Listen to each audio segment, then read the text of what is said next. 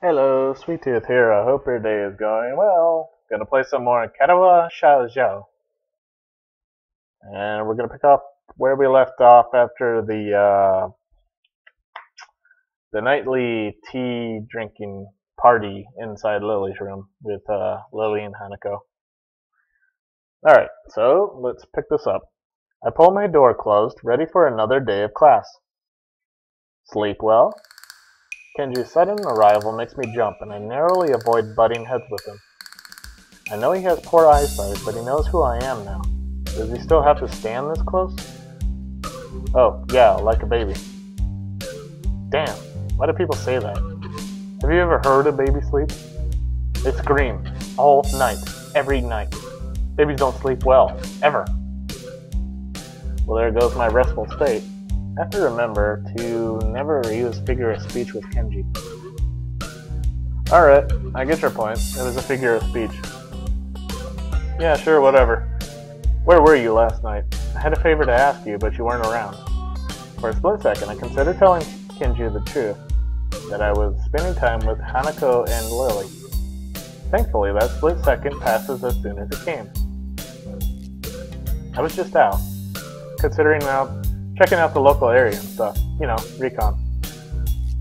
Good man. Good man, good. I knew you were the type to plan ahead. Anyway, what was this favor you wanted? I was going to get some takeout, but I needed change.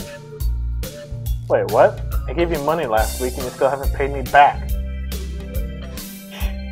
I was starting to think you were cool. Kenji fishes around in his pocket and produces his wallet. As he counts out the 400 yen he owes me, I can clearly see at least two 10,000 yen notes. Hey, what the hell? Why are you borrowing money off me when you've got that much cash? Kenji hisses a little, realizing that he's been had. Get off my case, man. It's bad luck to break a big note for anything less than half its value. It's the tycoon's rule. Last night's dinner is going to cost me 7 years bad luck. 7 years. Don't you think that's enough cause to help someone out? I'd get a shorter sentence if I just sold the stuff. My common sense screams at me to say something to him, but thankfully I restrain myself.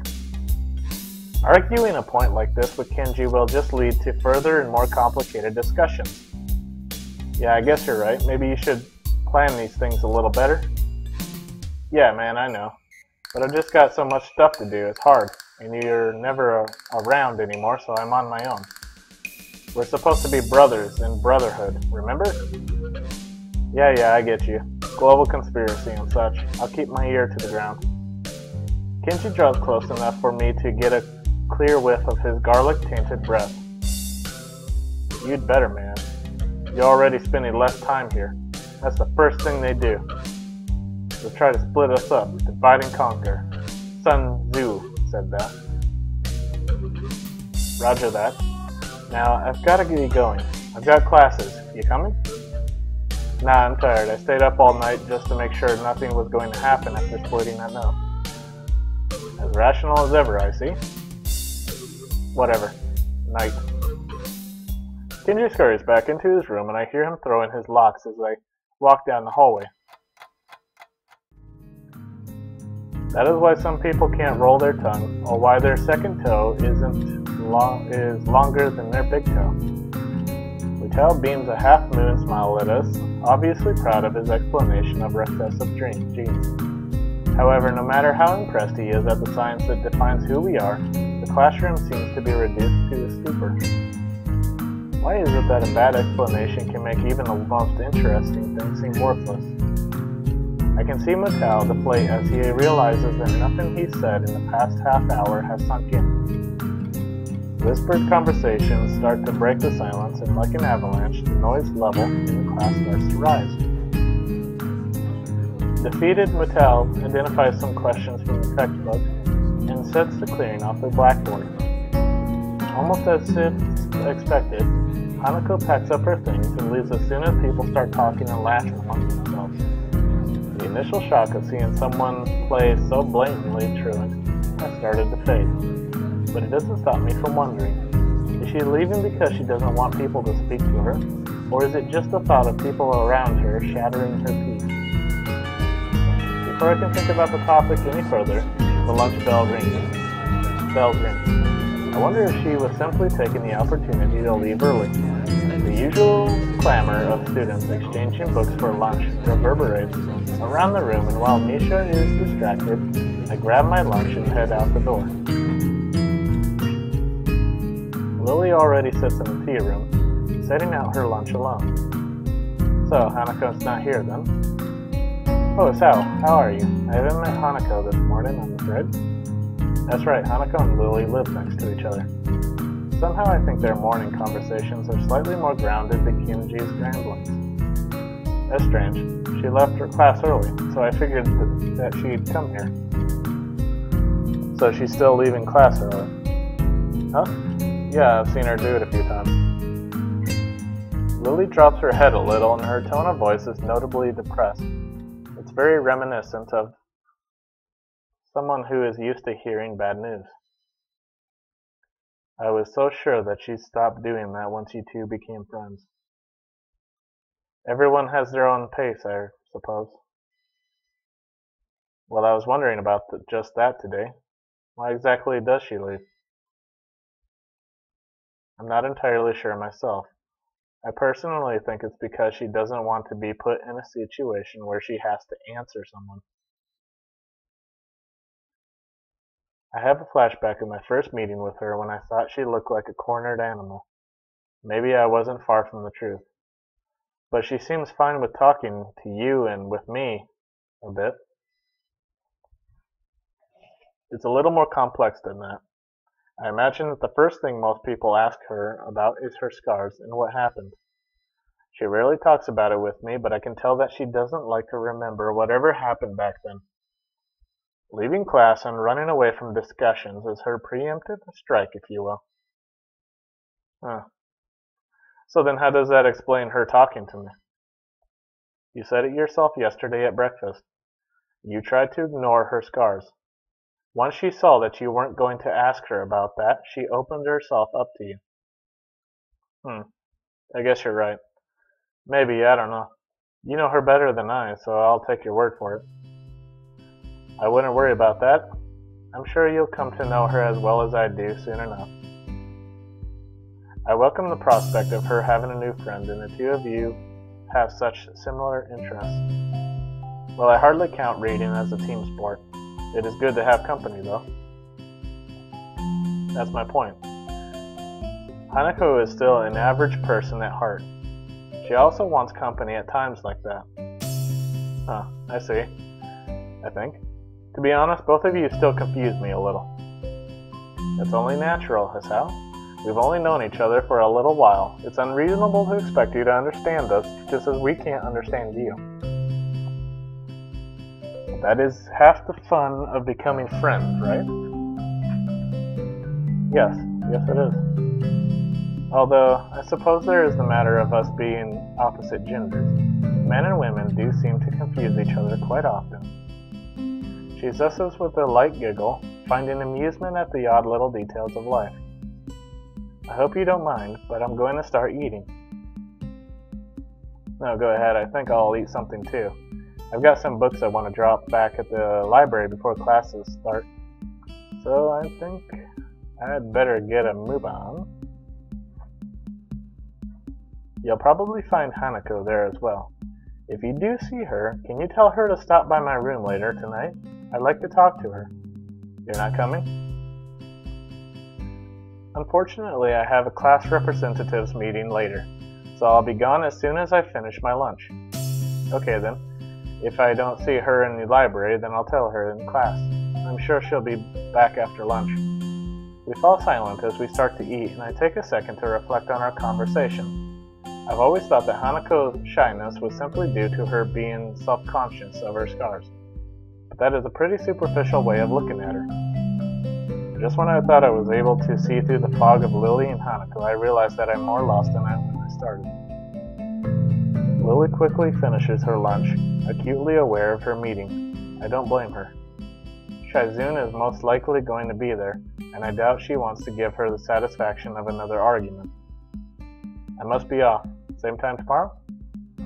Same time, same channel. I'd better head off too. I don't want to risk being late. Lily smiles gently, picks up her cane, and walks out into the hall. I turn my back on Lily as we head in opposite directions. For some reason, I find myself hoping she doesn't get into another fight with Shaizun. As much as I like Lily, Shaizun and Misha have been pretty instrumental in helping me adjust, even if half our conversations are thinly veiled recruitment attempts. Then again, I barely know either of them. Maybe they were previously leaders of some kind of secret society, but their love for each other drove them apart. Man, I need to stop reading cheap fiction. It's rotting my brain. Either that or I've got to move away from Kenji and his bad influence. Sad that I can't tell the two apart anymore. I slide my books down the return chute, and they crash into the cart with a pleasant thud. Whoops. Yuko, however, doesn't seem as impressed as I. Sal, you scared me! Sorry, I thought you would be used to that by now. Or is the literacy level here so low that nobody borrows any books? Huh? No, I think everyone here can read fine. Yeah, never mind. There are some battles that you can never win. Trying to explain jokes is one of them. My dad taught me that the hard way. So Yuko, have you seen Hanako about? She left class early, but she wasn't in her usual hiding place. I think I saw her sneak in before lunch. Oh, but I'm not supposed to tell anyone that. I just told you that I saw her leave. No need to stress out. Oh, of course. She's probably in the back. Thanks. Got any new books in recently? No, sorry. I'll let you know when we do, though. Okay. If there's one thing I know about librarians, part-time or otherwise, it's that they appreciate people who take a genuine interest in their work. I walk the now familiar path to Hanako's reading nook, picking out a few titles along the way. Sometimes I find it hard to discover a book that will interest me among the shelves. An author's name and a two-word title don't mean much in a sea of similar words. For that reason, I sometimes reread books that I read in the past. Better to bet on the favorite than a new runner. An unfamiliar title from a familiar author peeks out among the spines of its neighbors, so I remove it from the shelf. At least I'm not going over old material. As expected, Hanako sits on her beanbag, buried deep in a copy of Dance, Dance, Dance. Hi Hanako, how's it going? I fight back the urge to ask why she left class early. If Lily's suspicions were right, then asking her about that could have the opposite effect. Best to leave it for the time being. Sometimes the best way to get an answer from someone is to never ask the question. Hello, this is Sal. I'm fine. Something about seems fine. Something seems off. And after a couple of seconds I realize what it is. Hanako's smiling. She looks as if she's pleased to see me. It's a nice change from the usual, instinctively frightened reaction, and sometimes I hope I can see more of it as we get to know each other better. Good to hear. How's that book? I've heard it's a trip. It's good, I think. I've only just started it, so I don't really know. Fair enough. Let me know how it goes. I may borrow it once you're done. Sure. There's a good 15 minutes left in lunch. Not enough to really get into a book, but too much to stand around doing nothing. And Hanako's already returned to her reading, so I doubt I'll get much conversation from her. Oh well, I better have made myself comfortable. I slouch into a beanbag and crack open my book. The familiar style of the author leaps out at me from the very first line. As the sentences turn into paragraphs, I start to relax a little. But no matter how I try, I can't seem to get myself into the atmosphere of the book. This is partly due to the lack of time, but the more distracting factor is Hanako. Every 10 or so seconds, she peers over the top of her book, but when our eyes meet, she quickly ducks behind the covers. I guess she did want to talk about something after all. What's up? You look like a prairie dog on lookout. It's nothing. I told you before, nothing means something when you say it like that. Hanako squirms a little in her beanbag. Wow, this book is like right between those letters. The book inside the picture. Hanako squirms a little in her beanbag, hoping that by changing her position she'll find the word she's looking for. I was in an accident. Accident? Just now? Are you alright? Hanako shakes her head, her hair flowing around her shoulders in wisps of amethyst on a background of pale and dark flesh. But no, when I was younger. Realization crashes into me like a semi. When I was... It's alright, Hanako. You don't have to tell me anything if you don't want to.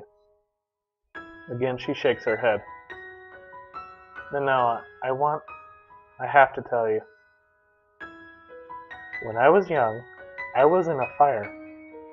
My house burned down, and I nearly didn't make it. After that, I was alone. Hanako's eyes glisten in the dim light of the library, and I reach out to grasp her hand. It's okay, Hanako, you don't have to keep going. But I have to. Why? What brought this on? Last night, Lily told me about your heart. And I didn't think it was fair.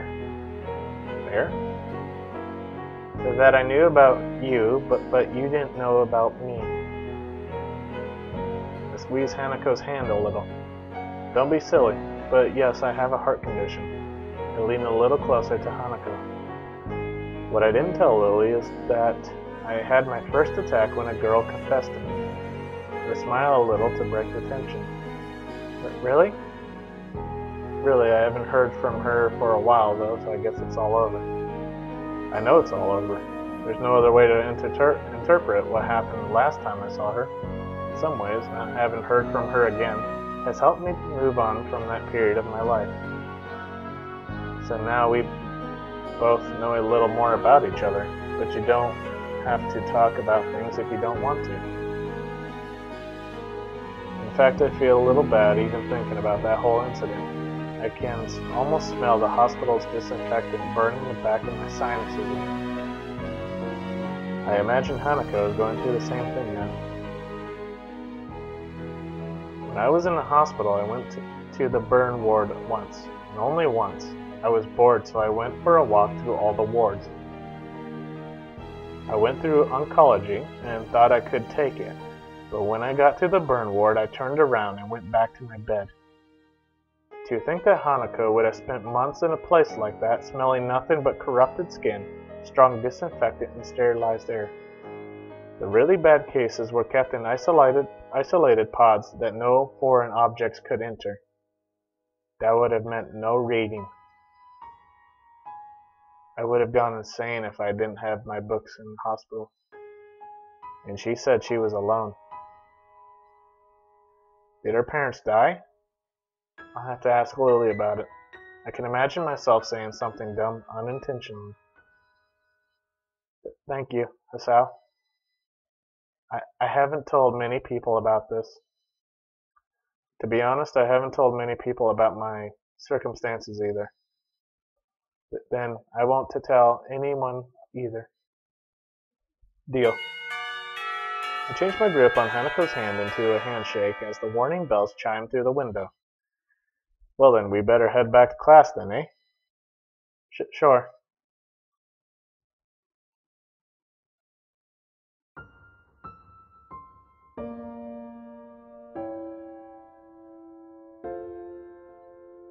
Act 3. Castling.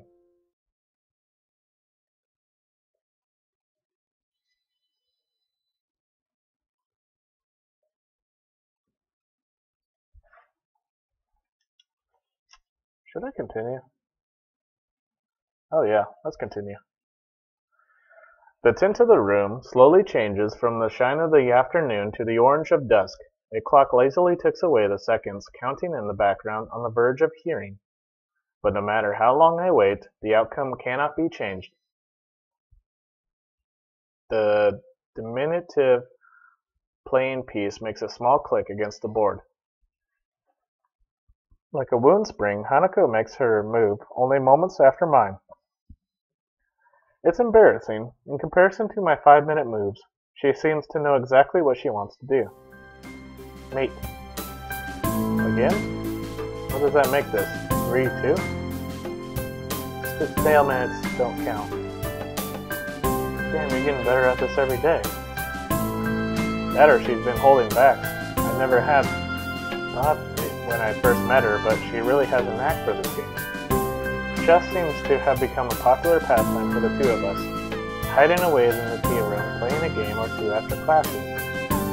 From here, the students outside can just barely be heard milling about. The everyday noises from below remind me a little of my life before Yamaku, though I am by now well aware that it's a life I'll never get back to.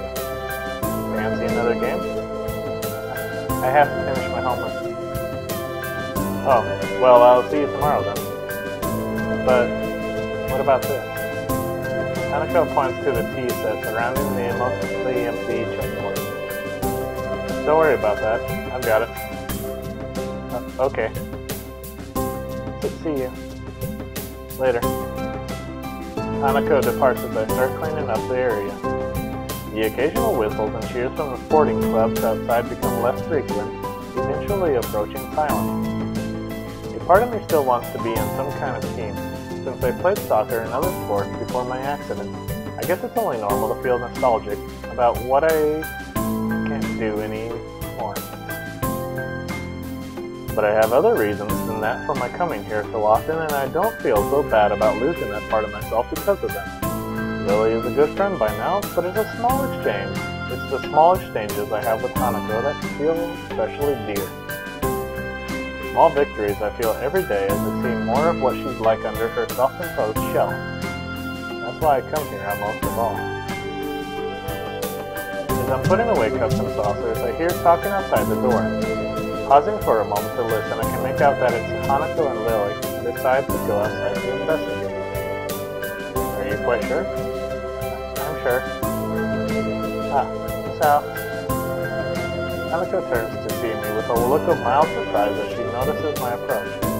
Lily must have caught her just as she was about to leave. Oh my, Miss Al is here as well? Afternoon, Lily, what's up? I was hoping, now that I've finished with my class representative duties for the day, that I might have the two of you to accompany me for tea at the Shanghai. It would be nice to enjoy ourselves outside of the school for a change. I'd be up for it. I think Hanako had work to do, though.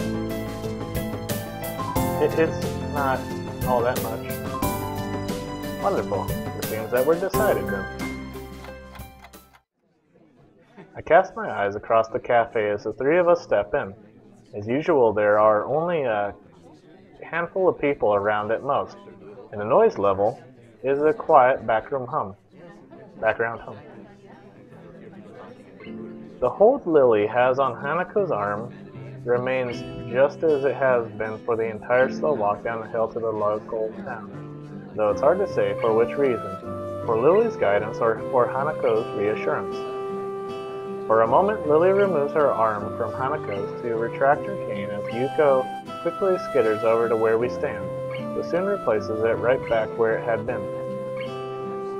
Welcome to the Shanghai, may I take your order? She gives a deep bow, her well-delivered and professional introduction putting her in a good mood. It's a nice change from the norm for Yuko. Just tea, please. Hanako, Miss Al? I'll have a slice of pie and a coffee. Just tea, please. Coming right up. Please take any seat you wish, and I'll be back shortly. Yuko gives a smile and a nod before shuffling to the counter. We make our way to some empty seats by the window in quick measure.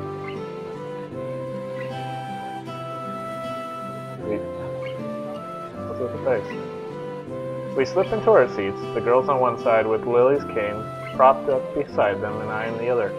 I realize that Hanako's not doing something that she so often does. Rather than keeping her eyes pinned to the ground and hiding behind her blind escort, busily trying to convince herself that the world around them doesn't exist, she's merely keeping her eyes low and helping Lily around. "Are you okay, Lily? You look tired." She lowers her head a little, looking somewhat embarrassed that she let it show. Class representative work can be very tiring, considering that it often means dealing with the student council. Very tiring indeed. How do the other representatives go? Better than I, but not by much. Shizune is a harsh taskmaster,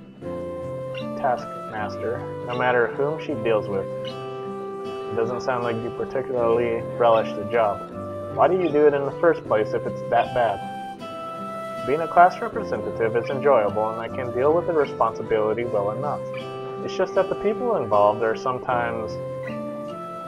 She trails off, cutting her words at a rather opportune spot. It's hard to imagine Lily cursing, but I imagine that if anyone could make her do so, it would be Shizune. Hanako looks to be withering a bit in the light of such conflict, but before I can steer the topic away a little, she stands up. "Hanako? I'll be back in a bit." With that, she leaves for the restrooms. I suppose that's one way to deal with the situation, if that was indeed her motivation. Lily, however, looks a little worried. Wounded. Did I say worried or wounded? Oh, I didn't notice. Don't worry about it. I don't think it was you. But I think she's been getting stronger recently. You've seen it yourself, right? That went a bit awry. Fortunately, Lily doesn't look offended. And by now I really shouldn't be quite so scared of stepping on that landmine around her. Possibly. Sometimes I find it hard to tell, though. Silence reigns for a moment before 2 teacups, a pie, and a mug of steaming coffee appear in front of us. I notice that Yuko takes special care to place the teacup against the tip of Lily's fingers, letting her know where it is. There you go. Thanks, Yuko. Thank you. With a quick and silent bow, the bespectacled waitress takes her leave. Ah, that's right. I was meaning to ask you something, and now would be the right time to do so. I'm all ears. Hanako's birthday is coming up, and I was hoping that you might accompany me for present shopping in the city this weekend. Hanako's birthday is soon? I suppose it would be nice to change to cheer her up a bit. Like Yuko, she always seems to be teetering on the edge of either panic or depression, but I've never seen her enjoy herself much outside of our chess games. All that aside, learning the layout of the city better with a friend keeping me company sounds like a good way to spend a weekend. Sure, I'd be happy to. Have you got any plans for what to do for her birthday? A party or anything? Hanako being Hanako, perhaps a low-key affair would be... Lily suddenly cuts herself short, leaving me to wonder why she brings her teacup to her lips and begins to sip. After a few seconds, I notice Hanako walking up to us over her shoulder. Lily's hearing must be very good indeed if it was the sound of the restroom door opening that tipped her off. Hanako takes her seat once again and wastes no time in drinking her tea. Soon the 3 of us are quietly eating and drinking as the sun sets. It's a nice way to spend the remainder of the day's light, and it makes me appreciate the quiet and serene surroundings of Yamaku. I think I'm really beginning to like life here, as isolated as it may be. I finish off the last of my coffee and rest the mug on the table while the girls talk between themselves. The coffee here is a little better for my taste, but still quite good, better than what I can make for myself, in any case. The girls' discussion is mainly focused on their respective reading preferences, which does give me a little curiosity about a related topic. Hey Hanako, I was just wondering, aside from chess and reading, do you have any hobbies or things you like doing? She's completely stopped in her tracks, looking quite surprised that anyone would be interested in asking such a question about her. It takes her a little time to formulate a response. I guess I like singing a little. I'm okay with computers as well, but I don't use them all that much. Singing's not exactly something I expected to hear. It's hard to imagine her singing voice, given how soft-spoken she is. Lily, on the other hand, simply nods. She must already know all this, since she's been friends with Hanako for 1 year or so by now. What about you? Me? She hesitates before quickly flicking her head up and down. It's only logical that she'd want me to talk about my hobbies after she's told me hers. There's chess, obviously, but also... There was soccer as well, though I can't really do that anymore. Reading, which I picked up in hospital. This is surprisingly hard. Lily and Hanako look a little put off by the direction this is taken, and the more I think about it, the more I am too. It sounds as if you picked up quite a few things since your accident. Lily's candor is coated with probably the most positive spin one could put on what I said. Hanako, however, is silent. If the situation becomes difficult, her reaction always seems to be withdrawing into silence, in order to prevent things getting worse. That or physically retreating. A soft ringing gives us pause. As Lily reaches into her pocket, it becomes obvious that the sound's coming from her phone. Sorry. It's okay. Lily gives a quick nod before shuffling out of her seat and taking the call a little distance away to avoid disturbing the both of us. Must be nice to be popular. Hanako smiles, but doesn't take up the hook for a further discussion. I end up just sitting back and closing my eyes, relaxing as best I can. It's nice and peaceful here. I wonder what it'd be like to have grown up somewhere like this rather than in a city. You came from the city? Looks like I found something she wants to talk about. Yeah, you could say I was a city kid, though, through and through. It sounds like a lot changed. It did. I'm still not quite sure what to make of it all, though. It's a bit of a culture shock in more ways than one. You must have gone through something like this when you first arrived at Yamaku, right? I'd imagine most students would. Not really. Hanako gazes a little to the side, looking unwilling to go on. I tilt my head inquisitively, but a couple of seconds pass with no further answer. But can't we deal with that on Monday? The fallout has hardly settled from the last. I understand. I'll try to talk her down. You know what she's like when she gets locked onto an idea. Yes, thank you. I'll talk to you later. Goodbye. Lily's conversation ends with the snap of her phone closing. She returns to our table, but doesn't take her seat. Need to go? Unfortunately, class representative work calls once again. I can come with you. It's alright, Hanako. I'll just be going straight to the student council. There's no need to spoil a fine evening on my account. Besides, if you were to accompany me on my way back to school, who would keep our poor Hasao company? Okay. I can join you for tea again later tonight if you'd like. I may well need it. We agree on that plan, and Lily says her farewells to the both of us, taking her cane after Hanako passes it to her. Despite my offer to pay for Lily's share, she insists on giving us her portion of the bill and gives her regards to Yuka as she takes her leave. Didn't you just say that you didn't have any money? That's why you said you didn't want to go out and get tea, or like, I don't have any money? Now you're trying to take on her side of the bill? Ugh. So much reading. Alright. And then we're alone. It may be all well and good to leave Hanako and me alone to have some time together, but all it typically means is the two of us sitting near each other in silence for a while. I wonder what I must look like to Hanako. I never thought of myself as a scary person, but to have someone my own age acting this way around me makes me intensely self-aware, as if it's my fault that she's so troubled.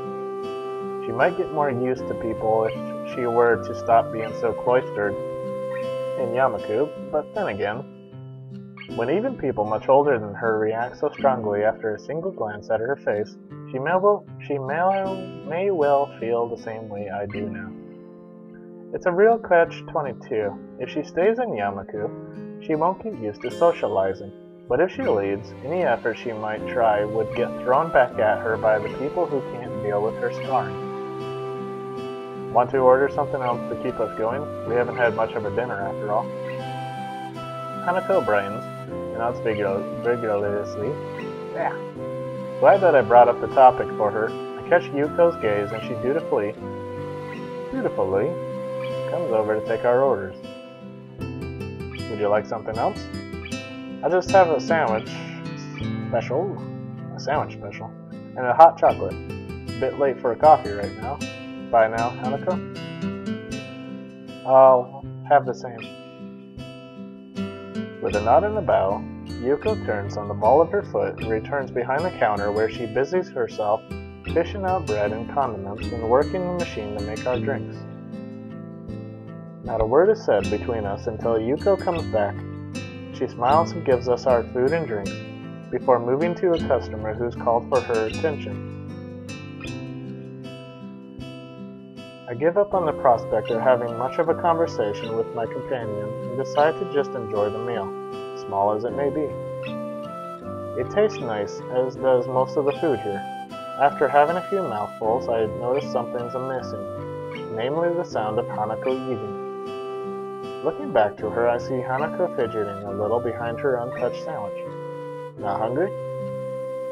She shakes her head from side to side. Even as she does, the patch of hair she keeps over the right side of her face still does its job in hiding it almost entirely. It's not that. Oh, I was all ready to have your share too. You look troubled.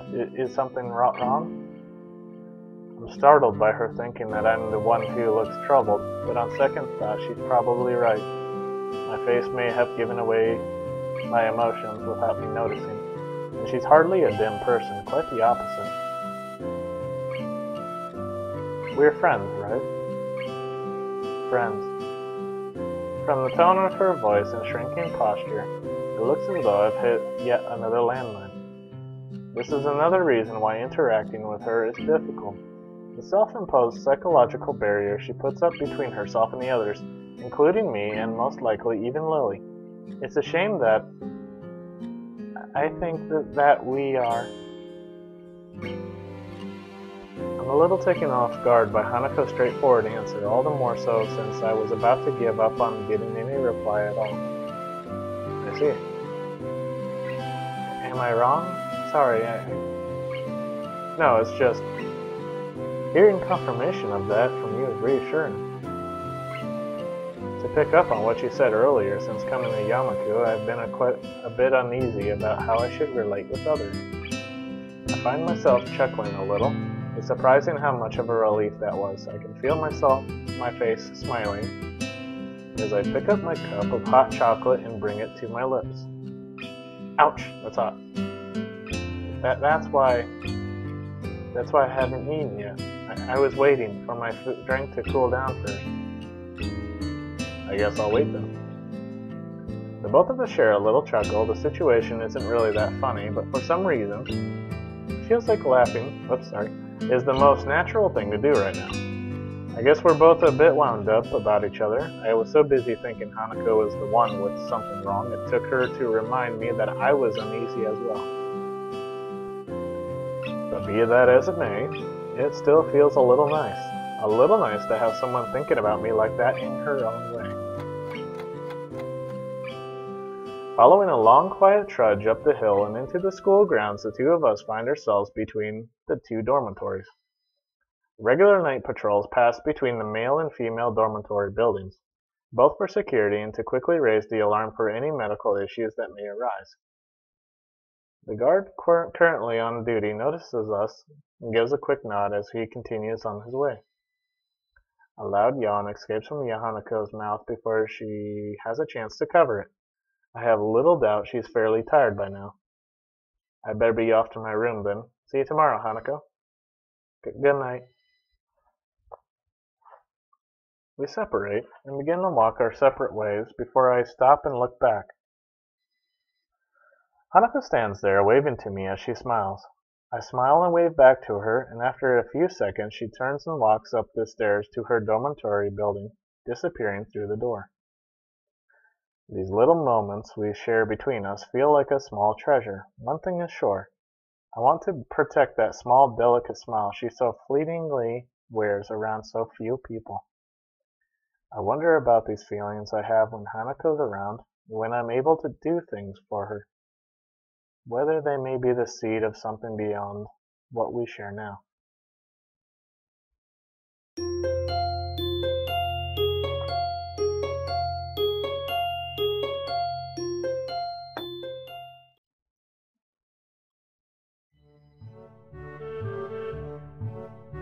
Alright.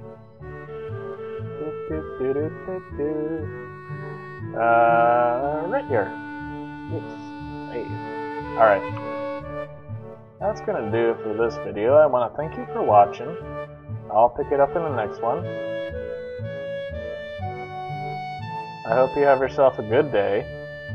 I love you. And this is Sweet Tooth, signing off.